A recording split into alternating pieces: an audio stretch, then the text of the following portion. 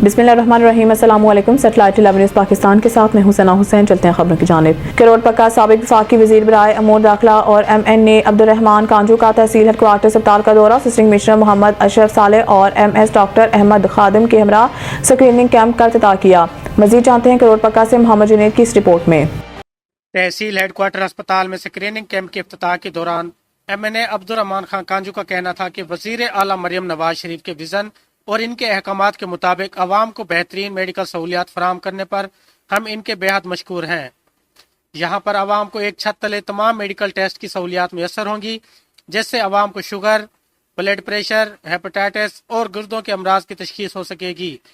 इन्होंने 1 बाय 1 हर काउंटर का विजिट किया, अमला की हौसला अफजाई की। अवाम इन 3 दिनों में ज़्यादा से ज़्यादा मुस्तफीद होंगे।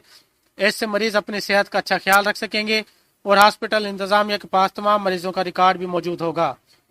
MNA अब्दुर्रहमान खान कांजू ने assistant commissioner Ashraf Saleh, MS doctor Ahmed Khadim, doctor Abu Bakar Sheikh और डॉक्टर यूसुफ अजीज और डॉक्टर जिशान अराई की बेहतरीन कारकर्दगी को सराहा। इस दौरान सदर करोड़ पक्का प्रेस क्लब करोड़ पक्का व PFMJ Chaudhry Tariq Mahmood, general secretary Sheikh Mohammad Jahangir, Ibrar Toor, Mohammad Ehtesham के अलावा अवाम की कशीर तादाद मौजूद थी।